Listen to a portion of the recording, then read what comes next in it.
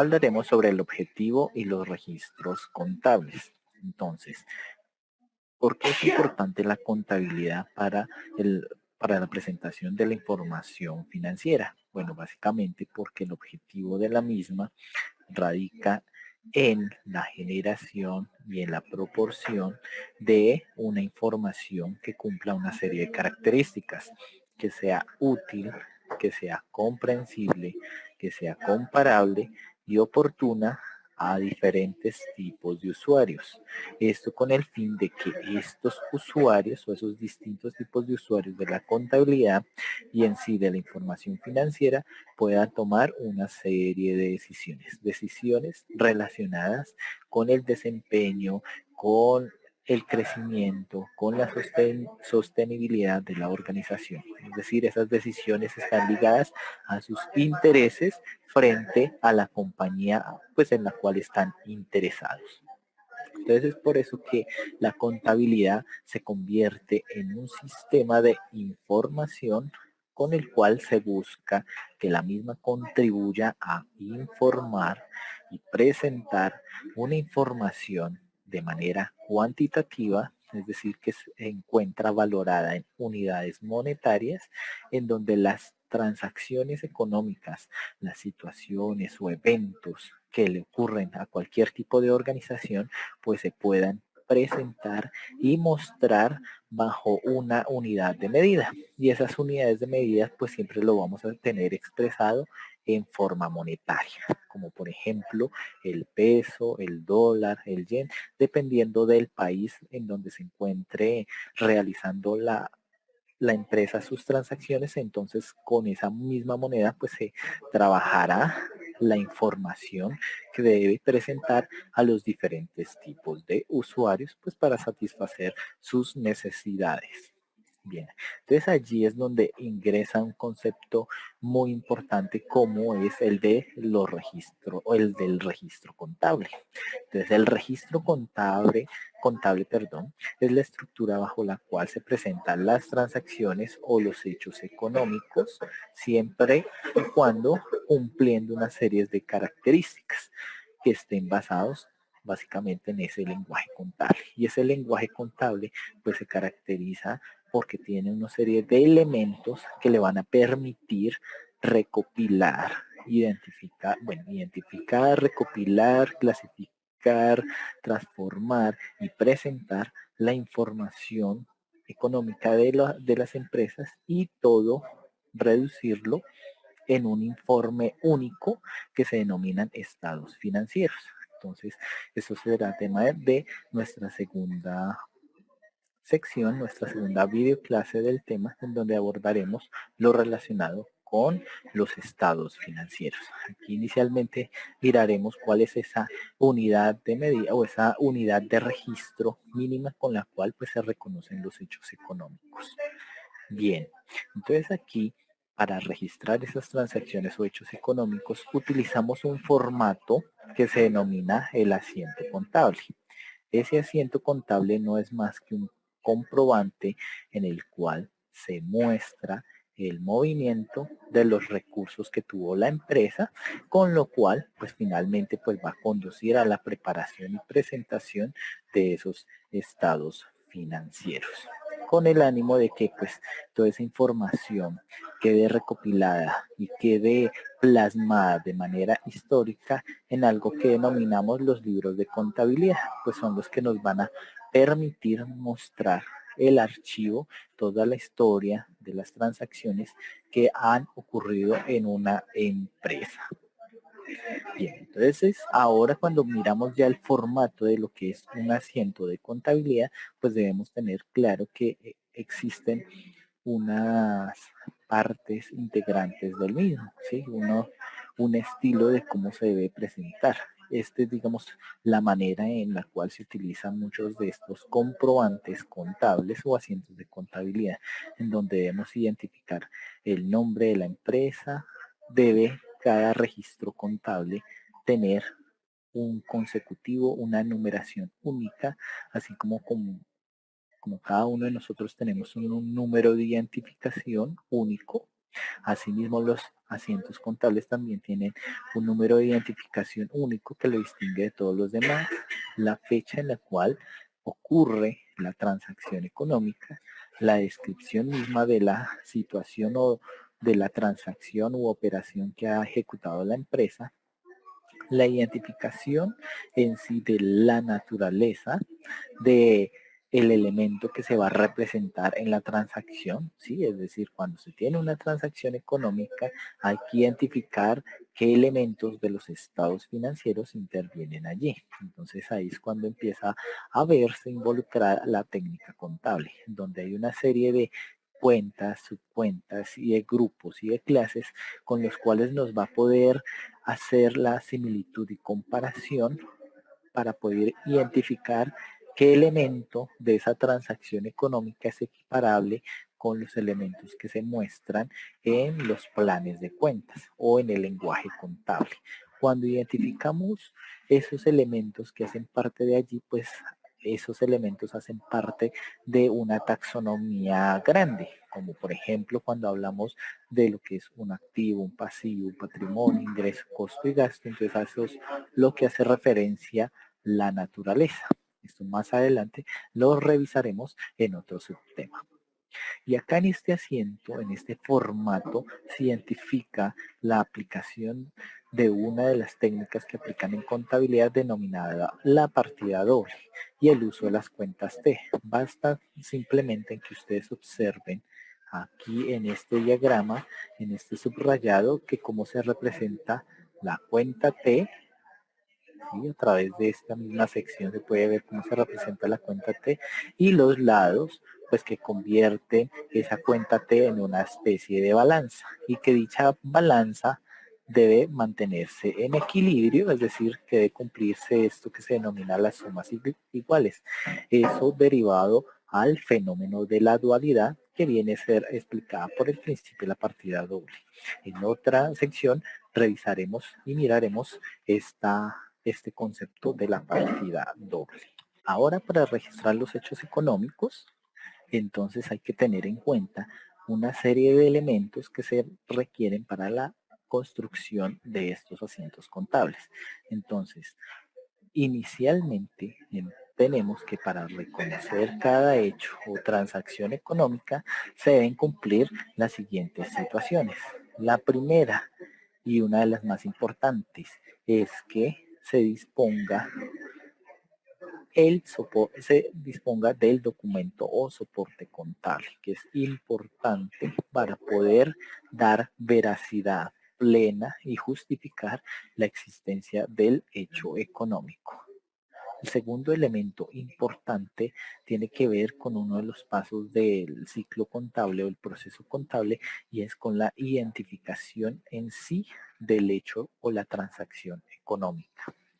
Y el tercer elemento clave e importante es el que denominamos registrar, en donde ya aplicamos es la metodología o los pasos que se siguen en la contabilidad para reconocer los hechos económicos anteriormente identificados. Entonces esto es una secuencialidad de pasos sistémicos, porque a la final de todo esto pues debe quedar condensado en lo que se denominan los estados financieros y es allí en donde podemos brindar la retroalimentación sobre el proceso, lo que ha ocurrido en un año o más de la información de una compañía o de una empresa.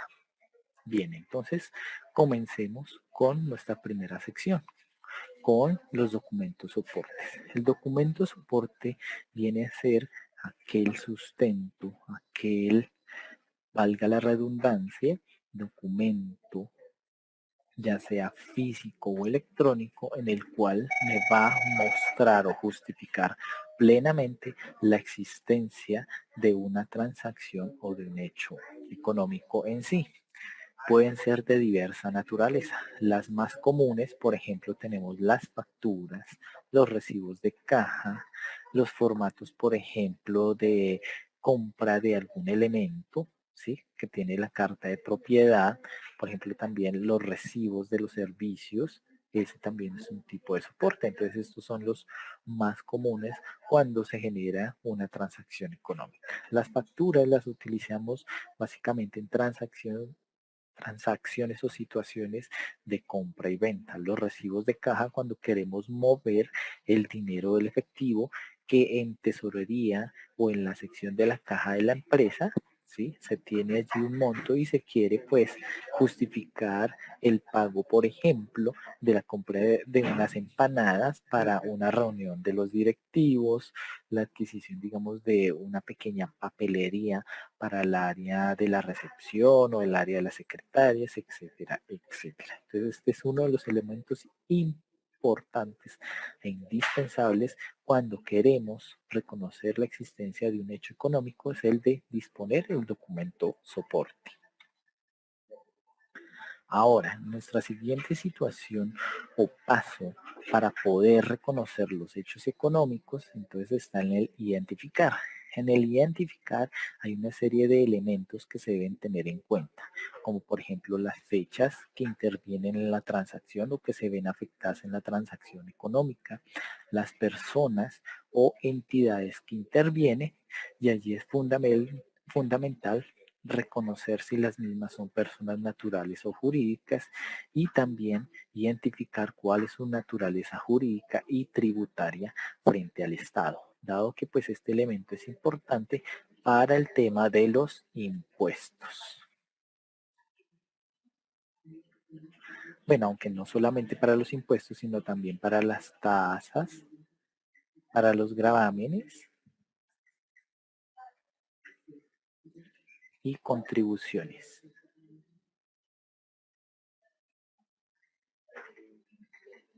Todo ello hace parte de lo que nosotros denominamos tributos, de los cuales pues el Estado obtiene sus principales ingresos pues para poder funcionar. Entonces allí es importante esta identificación.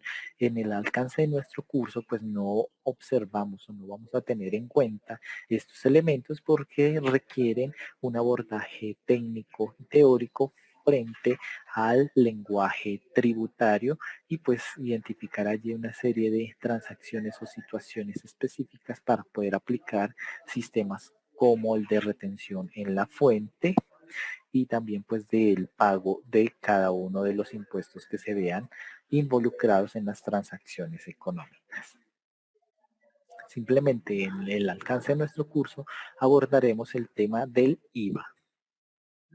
Además, otro de los elementos en el identificar tiene que ver con el reconocimiento de la naturaleza de los hechos que ocurren a diario en una entidad, como por ejemplo identificar los aspectos que componen los estados financieros. Entonces allí vamos a tener los diferentes elementos que los conforman. Entonces tenemos lo que se denominan activos, el pasivo, el patrimonio, ingresos, costos y gastos, que son la clase principal con la cual se resume o se identifica la naturaleza de las transacciones o los hechos que ocurren en una compañía, lo cual también en otra sección lo vamos a observar. Y finalmente, el identificar tiene que ver con la valoración y la medición de las transacciones. Entonces, como les decía anteriormente, eso tiene que ver con el reconocimiento o la valoración de los hechos en pesos, en dólares o en cualquier otra divisa según el país de origen de la empresa y la ubicación de la misma. Entonces, por ejemplo, supongan ahora la siguiente situación, que el 18 de mayo esta empresa, la comercializadora XYZ SAS, adquirió 10 televisores a Sony compañía, cada uno a un valor de 800.000 pesos más IVA. Se pacta pagar el 20% de contado y el resto a crédito por 30 días. Entonces, cuando aplicamos nuestros primeros pasos para el registro de un hecho contable, entonces debemos partir en que previamente debe existir un soporte de esta transacción. Y aquí el soporte de este, pues pueden ser varios, pero para justificar el mismo, pues debe existir una factura. Una factura, en este caso, si vamos a hacer el registro para la comercializadora que adquiere, entonces para ella debe ser una factura de compra. Si en cambio queremos hacer el registro contable para Sony, entonces debe existir es una factura de venta. Entonces ahí es donde se va a hacer la diferencia entre los tipos de soportes que se van a utilizar, siempre y cuando pues va a ser a quien recaiga el reconocimiento del hecho económico. ¿Qué se quiere decir con ello? Que XYZ SAS maneja su propia contabilidad y que Sony también maneja su propia contabilidad. En cada una de ellas, el reconocimiento del hecho va a ser según pues la naturaleza que intervenga allí, es decir, su posición o su perfil frente al hecho económico. Entonces, XYZ SAS es un comprador. Como comprador, pues va a utilizar facturas de compra o la factura para él va a ser el soporte de la compra en sí y para Sony pues va a ser también la factura, pero en este caso de venta para soportar su transacción. Cuando acudimos al aspecto del identificar, que hace parte de nuestro paso número 2, entonces allí podemos mirar lo siguiente. Inicialmente las fechas o personas o entidades que intervienen. Asimismo, ustedes deben hacerlo con las transacciones económicas para que ustedes puedan entender qué es lo que se va a hacer más adelante. Entonces, por ejemplo, cuando hablamos de las fechas, entonces podemos entender la existencia en esa situación de dos momentos específicos. El primero, cuando se causa o se origina la transacción en sí. Cuando ocurre eso, el 18 de mayo. ¿Por qué? Porque si nosotros revisamos lo que dice la transacción, dice que el 18 de mayo la comercializadora XYZ adquiere 10 televisores a Sony. Entonces ahí ya se está diciendo que en esta fecha cierta y específica que debe estar soportada en la factura, se generó, se causó esa situación. Y va a haber un momento número 2. Ese momento número 2 tiene que ver es con la siguiente parte de la descripción de la transacción, en donde se indica que en ese momento inicial se paga el 20% de contado, pero que hay que reconocer que lo que se queda debiendo, esta parte de aquí, se pagará a los 30 días, es decir, al mes. Entonces es por eso que existe otra situación derivada de este hecho económico originado aquí en este momento inicial 1, que a los 30 días, es decir, al 18 de junio, se va a hacer el pago de total de la factura, el pago de lo que se quedó debiendo, ¿sí? Es decir, en este caso, el 80% restante, que es el pago del crédito aquí originado pues de la adquisición de estos televisores. Entonces, existen dos fechas. La primera cuando se origina la transacción se causa porque se da el inicio de una factura de compra para el caso de X, Y, Z. Y se denomina causaciones porque existe el documento en el cual se indica que esta empresa ha adquirido una serie de recursos para la organización. Bien, ahora cuando miramos la parte de las personas que intervienen, entonces allí nos debemos preguntar nosotros, bueno, en esa situación, ¿qué es lo que está ocurriendo? Entonces allí se está generando una compra. Entonces uno puede decir, ¿quién es el que compra? Entonces allí podemos observar que quien adquiere es la comercializadora XYZ. Y entonces si uno dice, bueno, si allí hay una situación de compra, pues también debe haber una contraparte. Entonces ahí nos preguntamos, ¿quién es el que vende? Sony. ¿Por qué es importante la identificación? Porque dependiendo de la persona o el ente, pues también va a ser asimismo el registro que se debe hacer. Entonces, para el caso de X, YZ SAS va a ser un registro de compra y en cambio para Sony va a ser un registro contable de venta. Entonces por eso es importante identificar las personas y sobre quién vamos a hacer el reconocimiento del asiento o de la transacción contable. En nuestra segunda situación, en el momento 2, el momento del pago de lo que se quedó debiendo, pues allí nos preguntamos, bueno, ¿quién es el que paga? Pues el que compró, en este caso XYZ SAS. Entonces, asimismo, con cada una de las transacciones o hechos económicos que ustedes tengan en sus ejercicios planteados, ustedes deben hacer este tipo de análisis. No necesariamente deben plasmarlo, pero sí ustedes en sus casas, en su computador o en su libreta de apuntes o de anotaciones, pueden hacer el análisis y entender cómo se comporta cada hecho económico para así poderlo registrar adecuadamente. Bien.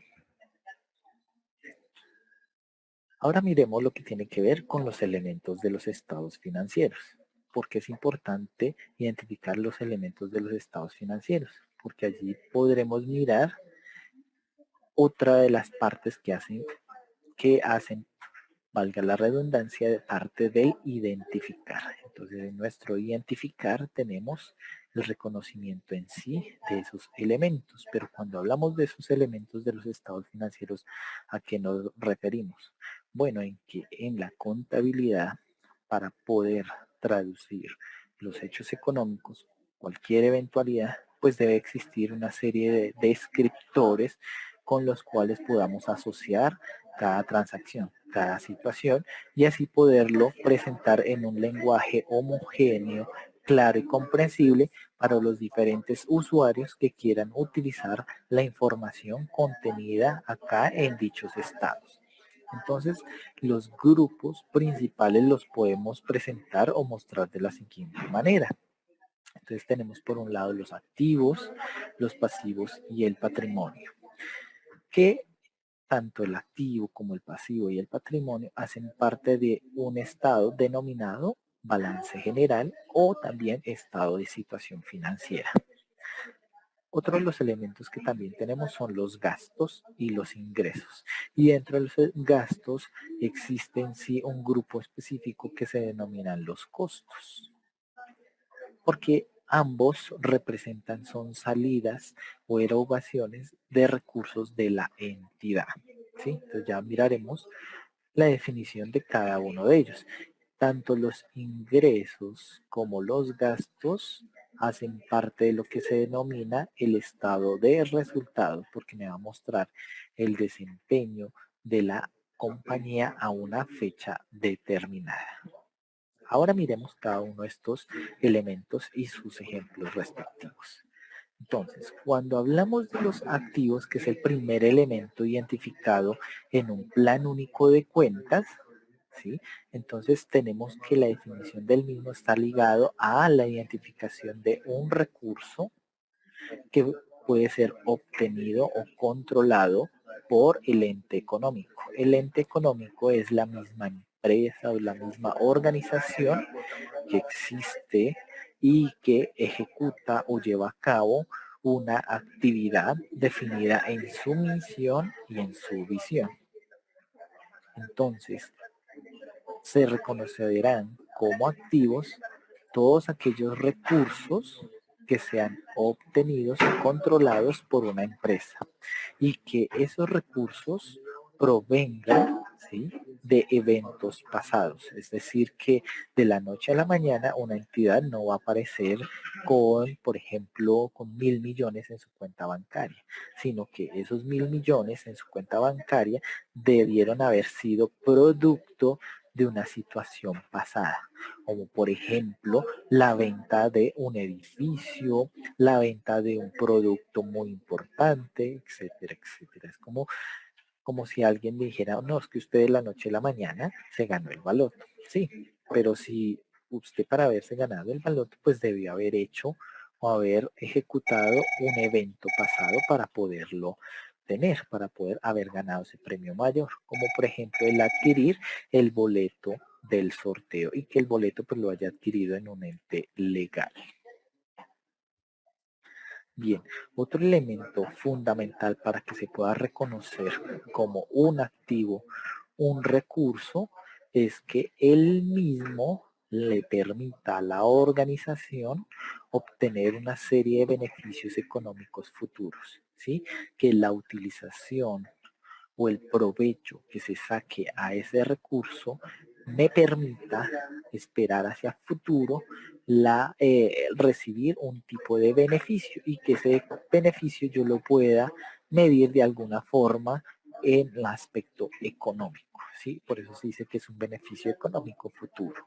Ahora miremos tipos de ejemplos de lo que cabe dentro del concepto de un activo. Entonces los activos pueden ser de diferente naturaleza, de diferente presentación, tamaño, etcétera, etcétera.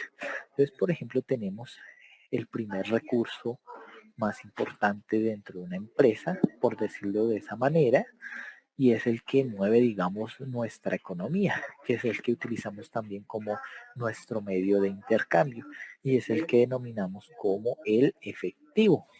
Entonces, el efectivo viene a ser todo el dinero en esa misma representación que posee o dispone una organización. Como lo decía anteriormente, pues es el medio de intercambio. Pues como medio de intercambio es el que requerimos pues para poder ejecutar todas nuestras transacciones económicas. El efectivo no es solamente dinero, también pueden ser cheques, también pueden ser cuentas bancarias, cuentas de ahorro, fondos, todo aquello que sea un equivalente al efectivo, como por ejemplo en mi caso personal, tener en mi casa una caja fuerte y mantener allí metido el dinero, o hacer compra, lo que se está poniendo ahora de moda, como otro tipo de moneda, como el Bitcoin, como para hacer los medios de intercambio. Eso es una forma de representar el efectivo. Por eso es que en los planes de cuentas se pueden denominar efectivo y equivalentes de efectivo. Otro elemento dentro de los activos son las inversiones. ¿Por qué las inversiones se consideran como un activo? Porque las mismas me permiten a mí como poseedor, como empresa, ¿sí? El reconocer las inversiones en que yo hacia futuro voy a obtener un beneficio económico.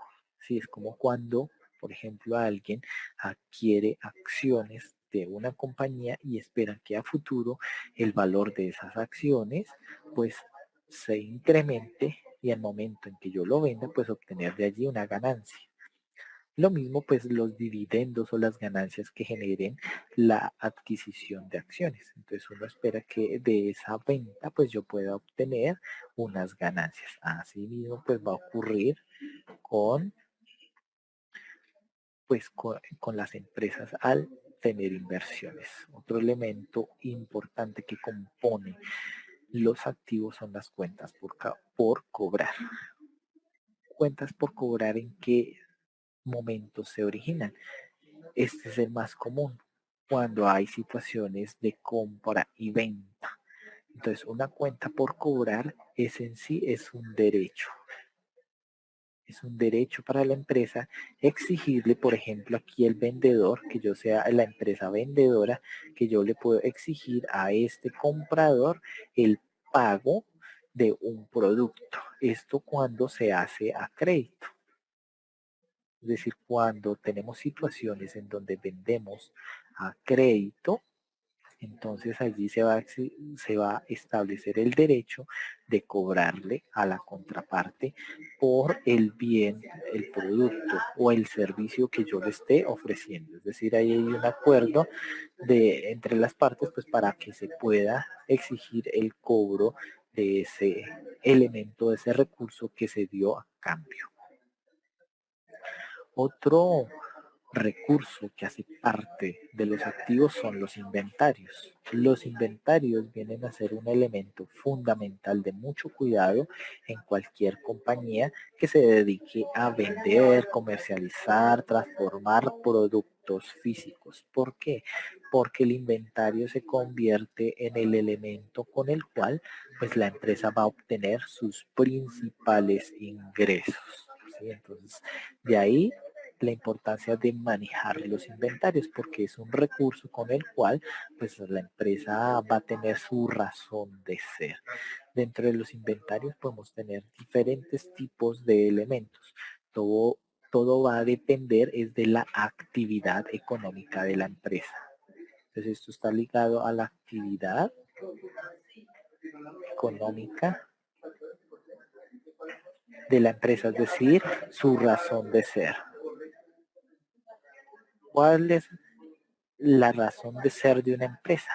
Por ejemplo, comprar productos de alta calidad para la venta a minoristas de, por ejemplo, de suministros electrónicos de computadores. Puede ser un tipo de actividad económica. Ustedes pueden consultar este tipo de actividades económicas en lo que se llama el Código Único de Identificación Uniforme o de actividades industriales, que es muy conocido a nivel mundial y que es un tipo de estándar para los países del mundo, con el cual pues se pueden hacer una clara clasificación o listado o taxonomía de todas las actividades que son relacionadas en sí. Entonces, digamos, a esa actividad económica, la que me va a permitir a mí identificar a una empresa que hace parte de sus inventarios y distinguirlo, diferenciarlo de lo que son maquinarias, vehículos intangibles o cualquier otro tipo de propiedad. Entonces ahí existe otro tipo de elementos que hacen parte de la compañía, que son propiedades, maquinaria, vehículos e inclusive intangibles, que son bienes que existen, pero que no los podemos tocar o palmar, pero que para la organización son importantes.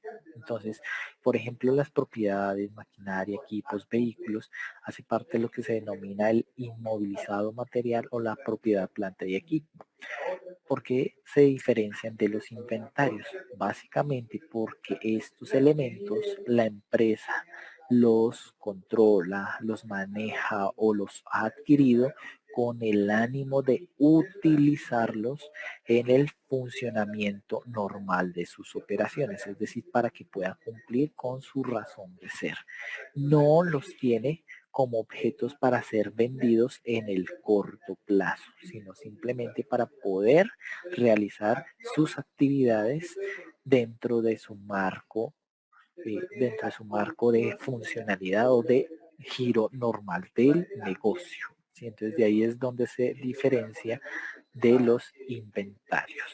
¿Listo? Eso para que lo tengan en cuenta, que a partir de la identificación de la actividad económica de una empresa yo puedo saber si es un inventario, un recurso X o si es una propiedad, planta y equipo. Por ejemplo, aquí podemos ver diferentes elementos que dependiendo de la actividad económica puede ser inventario o puede ser una propiedad, planta y equipo. Por ejemplo, este vehículo aquí, digamos, de construcción, entonces puede ser un elemento, un inventario, si la empresa tiene como por actividad económica vender o comercializar este tipo de vehículos o este tipo de elementos de trabajo pesado.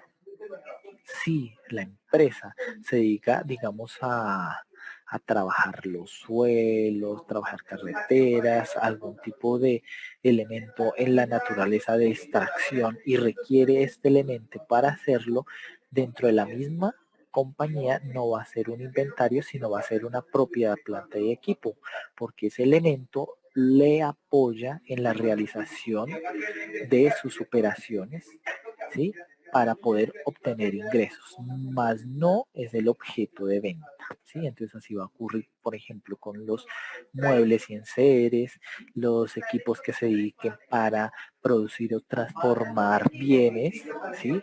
O los elementos de construcción o los vehículos, etcétera, etcétera.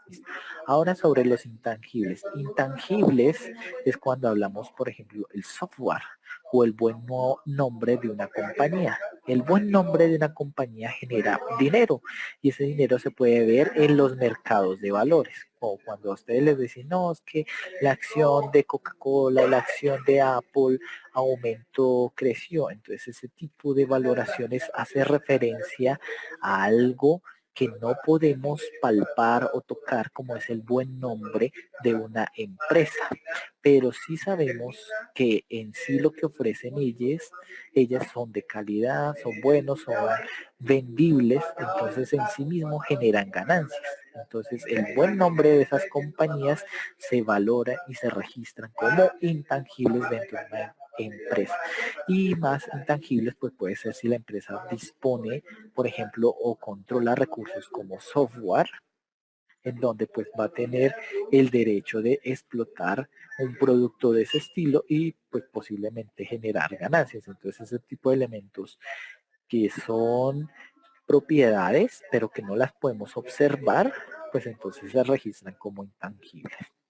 Y los otros activos son aquellos otros elementos que no estén aquí clasificados. Cualquier otro elemento que cumpla con el concepto de activo y que no esté dentro de esta taxonomía inicial, entonces se clasifica como un otro activo.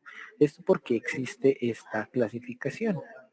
Bueno, o este rubro o esta partida o esta cuenta con otros activos, pues básicamente porque la complejidad de los negocios y pues nos da la situación de que exijan o existan, perdón, más bien, existan diferentes situaciones en donde pueda surgir algún recurso que no se pueda clasificar. Entonces, para evitar ese tipo de inconvenientes, se denominan otros activos para que se pueda incluir y reconocer dentro de los estados financieros.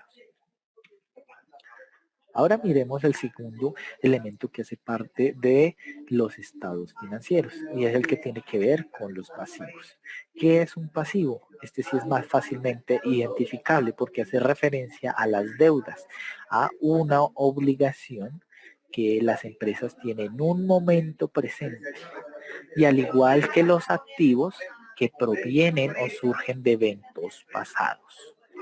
Y que ese pasivo cumpla con la siguiente condición, que el pago o la liquidación del mismo se espera se haga con una salida de beneficios económicos futuros, si es con la salida de dinero. Es decir, se espera que hacia futuro se pague o se liquide el mismo.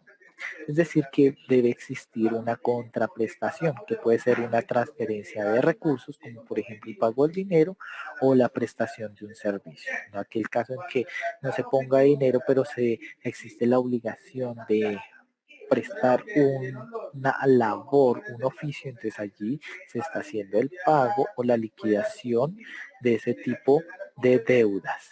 Listo, entonces así es como podemos entender el concepto de los pasivos. Ejemplos de pasivos. Entonces, tenemos inicialmente los préstamos. Los préstamos es el más común. Si nosotros los miramos en nuestro caso personal, hay muchas personas acuden al sector bancario o al sector financiero para solicitar un préstamo. Entonces, cuando existe esa deuda o esa obligación, nosotros no vamos a ir al banco o no vamos a ir a un prestamista simplemente por tener dinero, sino que ese dinero lo requerimos como por ejemplo para adquirir algún tipo de bien o para pagar algún tipo de situación.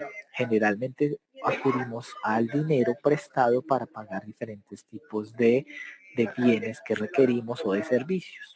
Por ejemplo, el pago, digamos, de la matrícula del semestre, el pago o adquisición de un carro, de un apartamento, de una casa. Entonces, así mismo ocurre con las empresas. Ellas acuden al sistema financiero, es decir, obtienen financiación, obtienen deuda para poder cumplir con sus diferentes objetivos, como por ejemplo ampliar su planta de producción, poder de pronto también pagarle a un proveedor en caso de que caiga una situación de iliquidez, pero no es lo ideal, sino que si se acude a un préstamo, ese préstamo esté ligado a la adquisición más bien de un activo. Entonces, por lo general las empresas acuden al sector financiero por préstamos para adquirir este tipo de elementos, propiedades, plantas y equipos. O también para el pago o adquisición de inventarios. porque se espera que a futuro obtenga beneficios económicos. Entonces, no solamente ese tipo de deudas son las que se registran como pasivos, sino también están las cuentas por pagar. Entonces, dentro de las cuentas por pagar, entonces está lo ligado básicamente con los proveedores. Entonces, es decir, de nuestra situación, en nuestro caso que abordamos en la anterior sección, el caso de la comercializadora XYZ SAS que compró o adquirió una serie de elementos o una serie de artículos. Entonces, que una parte de crédito, ese crédito se registra aquí como un pasivo. Esa parte, esa deuda se registra como una cuenta por pagar. También otro elemento dentro de los pasivos son los impuestos o todo tipo de tributo. ¿Por qué los impuestos se convierten en un pasivo? Porque nosotros ante el Estado tenemos una serie de obligaciones de responder por el pago de esos tipos de tributos para que el Estado en sí mismo se pueda sostener. Entonces aquí en Colombia nuestra autoridad tributaria es la DIAN, la Dirección de Impuestos y Aduanas Nacionales. Entonces básicamente hacia ellos es que nosotros debemos reconocerle los impuestos más comunes, como está el impuesto al valor agregado, o el impuesto sobre las ventas, el más conocido como el IVA, mejor conocido como el IVA. Tenemos el impuesto de renta y a nivel distrital o municipal el impuesto de industria y comercio. Dentro de los pasivos también hay otros elementos que se denominan los pasivos estimados y diferidos. Y esto ocurre es cuando recibimos un caso, es cuando recibimos dinero de manera anticipada, pero hacia futuro tenemos que prestar un tipo de servicio o entregar un tipo de producto. Entonces se dice que es estimado o que es en este caso diferido, es porque a través del tiempo yo debo reconocer o ir cancelando o ir entregando el servicio o el producto que me pagaron de manera anticipada. Estimado o el caso más común es cuando las empresas tienen una nómina empresarial, y en la nómina debe reconocer mes a mes una serie de provisiones o de valores estimados, como por ejemplo lo que se acerca ya ahorita, la prima de servicios.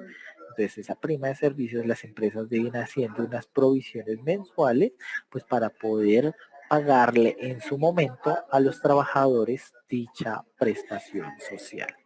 Y también tenemos otros elementos como beneficios a empleados, que eso es cuando las empresas manejan en sí misma el sistema de pensiones. Entonces las empresas deben reconocer esos valores para sus empleados que fueron o se jubilaron con el sistema de pensiones anterior. Los bonos, que son un medio de financiero o un pasivo financiero que lo utilizan las grandes corporaciones para poder obtener deuda de otras empresas y cuyo pago o liquidación de los mismos se hace en un periodo de largo plazo, es decir, a más de 5 años. Y todo lo que no se pueda contemplar en los anteriores elementos, pero que cumpla con el concepto de pasivo, entonces se reconoce como otros pasivos. Ahora el patrimonio. En el patrimonio, pues hay que reconocer que el mismo representa es un valor residual. ¿Qué significa un valor residual? Que es la diferencia entre tomar todos los recursos que dispone y controla la empresa y deducir o quitar todas sus obligaciones. Finalmente, ese resultado es lo que le queda a la entidad, lo que realmente posee o que es propio de la empresa y que le corresponde a los socios y accionistas o a los dueños de la empresa, a los que tienen representación en la misma con sus aportes sociales o su capital social. Entonces ellos son los dueños de eso que se denomina patrimonio, de todo lo que la empresa controla, maneja, y quitarle todos sus pasivos o sus deudas. Eso es lo que se denomina patrimonio. El ejemplo más claro, digamos, es así en el caso de una persona natural, el de ustedes. Dicen, no, mire, es que yo tengo, muchos dicen así, yo tengo un carro, yo tengo un apartamento, yo tengo una finca de recreo, bueno, diferentes elementos, un computador, un celular, etcétera, etcétera. Y hay uno donde dice, bueno, ¿ahí qué es? ¿Eso es un activo o eso es un patrimonio? Bueno, activo va a ser el recurso en sí, todo lo que acabé de nombrar son activos para la empresa, pero realmente ¿qué es patrimonio para esa persona? Perdón, para la empresa no, sino para esa persona, para ese caso que acabo de mencionar. ¿Qué es un activo para esa persona? Piensen y analícenlo. Entonces va a ser todos los elementos que les mencioné, que la casa, el carro, que el computador, que el celular, la finca de recreo. Entonces esos van a ser activos porque la persona los controla, los ha obtenido, los maneja y de ellos espera obtener o sacar un tipo de beneficio. ¿Sí? Que muchas veces así sea un beneficio emocional, los beneficios emocionales, si tuviéramos un modelo sofisticado para medirlo con precisión, lo podríamos valorar, pero entonces en sí cumple con una definición de activo. Ahí que sería patrimonio. Pues entonces hay que preguntarle a la persona, bueno, que ese carro, ese apartamento, ese computador que usted tiene, cómo fue que usted lo adquirió, cómo usted lo pagó. Entonces dice, no, bueno, que para comprar el carro tuve que pagar, que yo tenía en efectivo tanto dinero, pero el resto fue con crédito, que el celular fue sacado a crédito. Entonces, ahí ya se puede decir uno que no todo lo que se acabó de decir es patrimonio para esa persona, sino que una parte de él está financiado o está subsidiado con pasivos. Entonces, si tomáramos los valores de cada uno de esos bienes indicados y le quitáramos todas sus deudas, allí lo que realmente podemos decir lo que es patrimonio, lo que realmente fue con el recurso propio de la persona para poderlo adquirir o poder disponer. Entonces, para las empresas, ¿cómo se ve eso? ¿O cómo se representa? Eso se ve representado en lo que se denomina el capital social. Y el capital social viene a ser el recurso propio, lo que es propiamente de los socios, de los dueños o accionistas, de fruto de su esfuerzo, de su trabajo y lo que aportó sin acudir a endeudamiento para poder entregarlo a la empresa y que la empresa pues pueda llevar a cabo su actividad económica. Dentro del patrimonio pues existe una serie de clasificaciones, como por ejemplo lo que se denominan las reservas, que es una serie de apropiación de ganancias. Es una acumulación de ganancias pues para poder hacer un fondo con el ánimo de cubrir ciertas eventualidades o situaciones contingentes que pueda sufrir una compañía. Como por ejemplo usted obtiene sus ingresos y usted dice, no, yo voy a hacer un ahorro. Lo voy a y de ese ahorro dice, no, yo esto aquí voy a reservar un 5, un 10% para una eventualidad, por ejemplo, un viaje improvisto o acudir al médico por alguna situación improvista. ¿Sí? Entonces, para las empresas también ocurre ese tipo de reservas. Y en sí mismo, los resultados del periodo, que los resultados pueden ser ganancias o que pueden ser pérdidas. Eso va a ser dependiendo de la capacidad de la entidad o de la empresa, pues de poder generar más allá de lo que le ha costado generar en sí los ingresos. ¿Sí? Es decir, un ejemplo claro es cuando usted está trabajando y usted dice, mire, yo para poder subsistir con mi familia, poder mantenerme, poder pagar mis deudas, debo ganar un salario por encima, digamos, de 1.000.000 de pesos. Si a usted le ofrecen un salario o un ingreso, un salario, una remuneración de 800.000 pesos, usted va a decir, no, pero es que yo haciendo mis cuentas, yo tengo deudas, tengo que pagar estos créditos, mi familia somos 5, tengo que pagar el colegio de los hijos, ayudar a mi esposa, etcétera, etcétera. Entonces, al sacar usted sus propias cuentas, se da o reconoce que queda en déficit. Entonces, así mismo le ocurre a las empresas, generan ese déficit se ve reflejado en lo que se denominan las pérdidas. En cambio, cuando usted tiene alguien le dice, no, mire, le vamos a pagar 2 millones de pesos, va a tener su ingreso. Y usted en su casa dice, no, pero es que yo me gasto 900.000 pesos y me queda sobrando lo demás para utilizarlo en otro tipo de cosas. Entonces ahí es cuando las empresas obtienen lo que se denominan las ganancias. Y pues estos efectos o estos movimientos, pues cuando ya los vemos reflejados en el uso de las cuentas que se denominan del estado de resultados o cuentas nominales. Entonces la primera de ellas es los ingresos. Los ingresos en sí que representan pues un flujo de entrada de recursos que representa es un aumento de un beneficio económico. Entonces, por ejemplo, en nuestros casos personales, el dinero que nos pagan del salario, eso para nosotros es un ingreso porque es un flujo de entrada de recursos. Para las empresas y de nosotros mismos, ¿cómo podemos reflejar eso como un ingreso? Cuando lo vemos en un aumento de un activo, ¿sí? Porque en sí ese aumento del beneficio económico es dinero. Cuando nos pagan a nosotros, la representación física de ese elemento, pues es el billetico o la monedita. Entonces, ese billete en sí es efectivo y ese efectivo es un activo. Pero por el otro lado, teniendo en cuenta la representación o la naturaleza dual, entonces lo podemos ver también como un ingreso, porque es un beneficio económico que estamos obteniendo. También lo podemos ver como una disminución de pasivos, es decir, cuando nuestras deudas disminuyen, allí podemos ver que es que se generó un beneficio económico porque tenemos que sacrificar hacia futuro menos. O puede haber una combinación de ambos. El hecho es que los ingresos a mí me aumentan mi patrimonio y que los mismos son distintos a las contribuciones de capital. Cuando hablamos de contribuciones de capital nos estamos refiriendo al patrimonio, a lo que se denominan los aportes sociales o el capital social, a lo que los dueños o accionistas entregan por su propia cuenta para el desarrollo de actividades en la organización. ¿De dónde provienen principalmente los ingresos?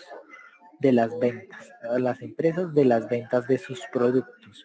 Para una persona natural, de sus ingresos provienen es de su salario, de la remuneración que usted recibe por su trabajo. Entonces allí lo podemos reflejar como ventas.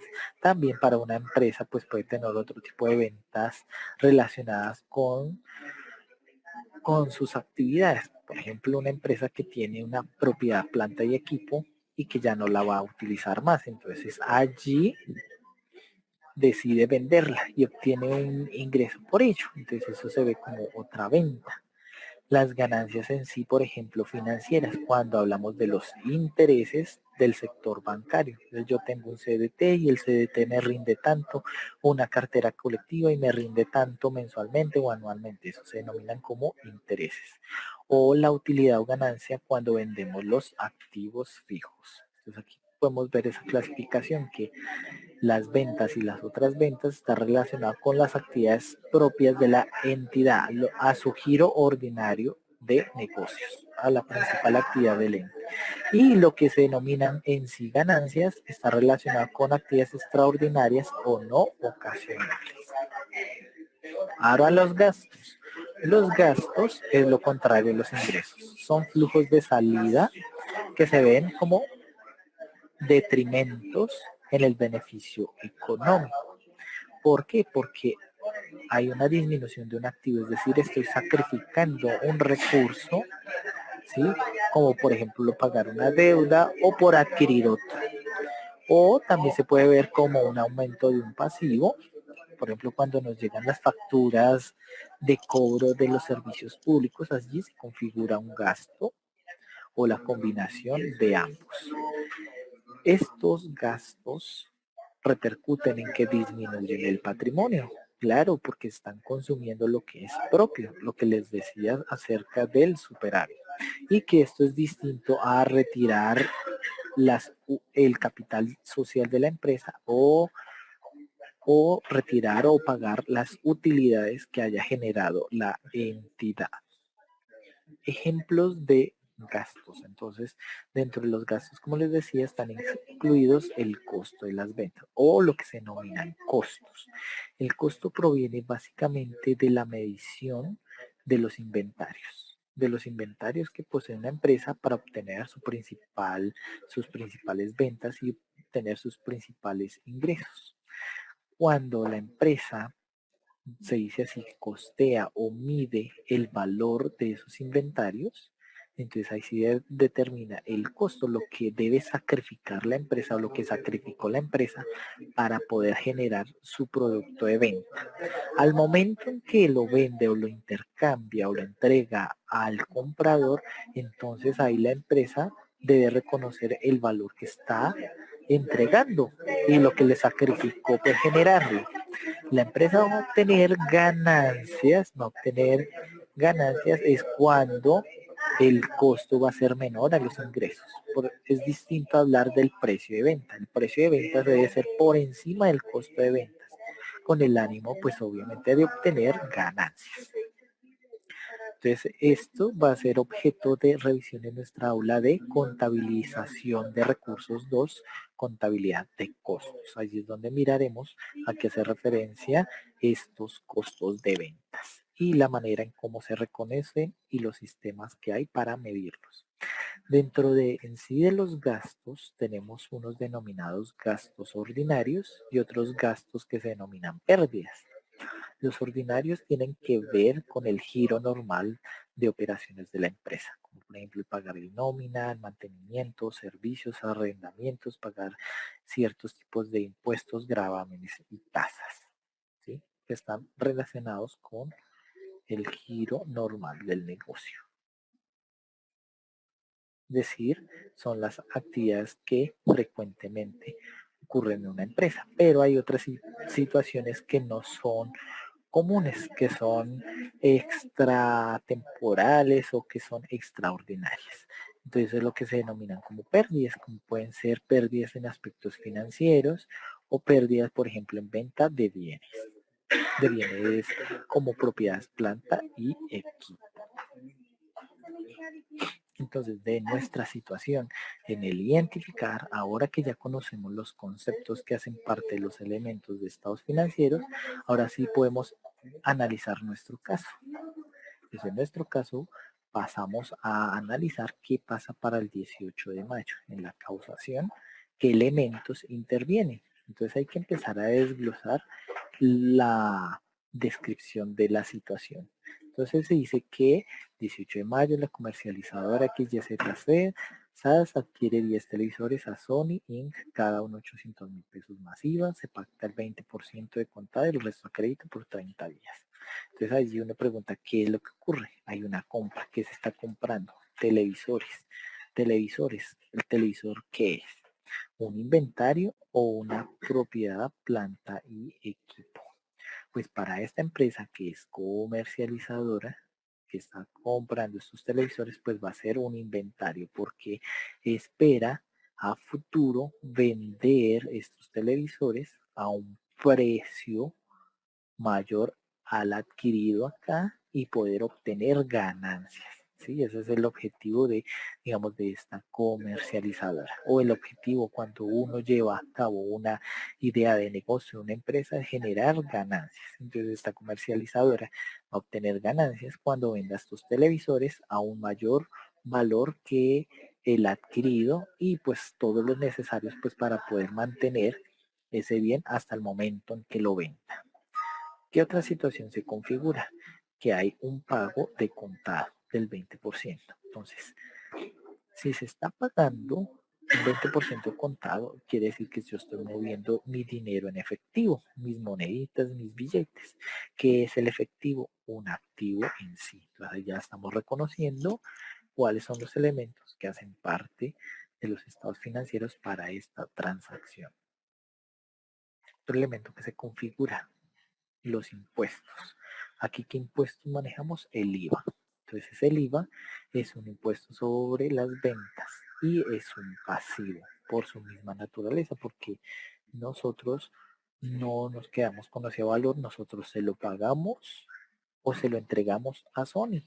Cuando le estamos pagando, parte cuando le pagamos en efectivo, pero Sony no se va a quedar con ese valor, porque eso es un valor de la DIAN, un valor tributario, un valor que se le paga al fisco. Entonces, ese valor se va a girar como un impuesto.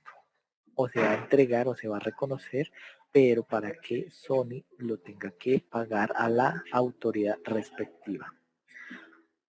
También en esta situación ahí dice, mira, hay un crédito en esa compra, que es en sí un crédito. Recuerden que es un derecho de qué, bueno, un derecho no para mí, es un derecho de Sony de cobrarme a mí por haber adquirido esos bienes. Entonces allí que se configura una cuenta por pagar a un proveedor y eso se constituye en un pasivo.